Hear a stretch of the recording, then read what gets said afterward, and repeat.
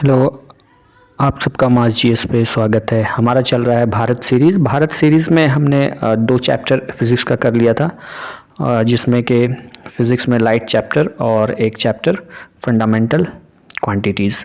अब हम second chapter जो हम फर्स्ट चैप्टर लिए वो बायोलॉजी का डी सेल। इसे 1 से 2 क्वेश्चन देखने के लिए मिलता है, जो भी स्टेट पीसीएस है, बीपीएससी, यूपी पीसीएस, यूपीएससी में भी कभी कभी इस चैप्टर से पूछा जाता है। ठीक है, तो हम चलते हैं। हमने जो टॉपिक लिया है वो लिया है दी सेल। ठीक है, तो आप देख सकते हैं सबसे पहले हम सेल का डिफिनेशन लेकर के आए हैं। तो the branch of biology in which we study about the structure and functions is called cell. जिसमें ब्रांच कैसी बायोलॉजी जिसमें हम स्ट्रक्चर और फंक्शन के बारे में पढ़ते हैं, तो उसी को हम क्या बोलते हैं, सेल बोलते हैं। तो बायोलॉजी सबसे पहले एक है कि बायोलॉजी किसको कहते हैं, स्टडी अबाउट लाइफ के बारे में जो हम पढ़ते हैं उसको हम बायोलॉजी कहते हैं। ये बात याद रखने की है। उसके बाद एक इम्पोर्टेंट और है कि सेल के स्टडी को क्या कहते हैं। सेल के स्टडी को साइटोलॉजी कहते हैं। Study about cell is called cytology. ठीक है, ये था सेल के बारे में। अब सेल का छोटा सा डिफिनेशन है, structural and functional unit of life. ठीक है, it is the part of the body of an organism जो है बॉडी के का पार्ट है। ठीक है, ठीक है। रॉबर्ट हुक, उसके बाद क्या है, किसने डिस्कवर किया, in 1665 discovered cell. First he coined the term सेलुला।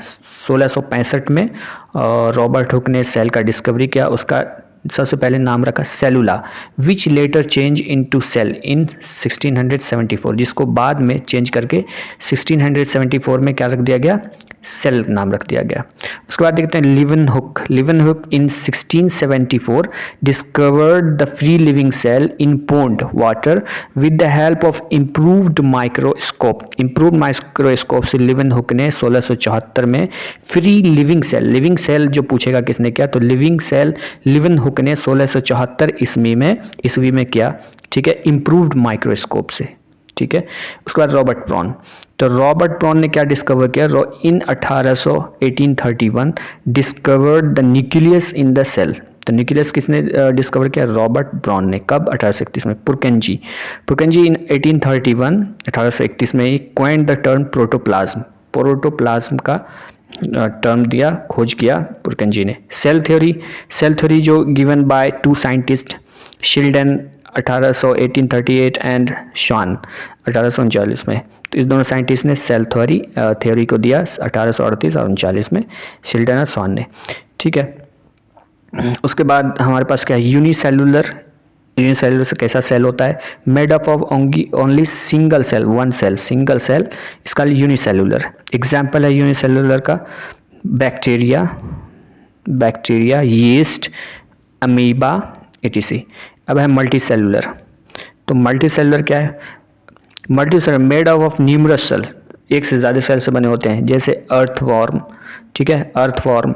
उसके बाद हमारा हो गया फ्रॉग, बर्ड, मैन, ये सब क्या है, मल्टीसेलुलर है।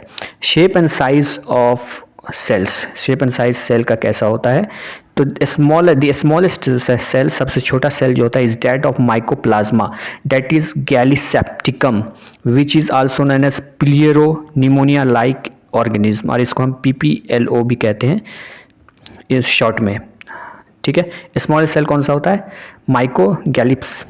Gallisepticum, which is also known as pneumonia like organism, PPLO। Its size, PPLO का साइज कितना होता है, यहाँ से देखते हैं 0.1 mm। Ostrich egg is the largest cell, ostrich egg जो है सबसे बड़ा सेल होता है। इस average size is 170 mm into 135 mm।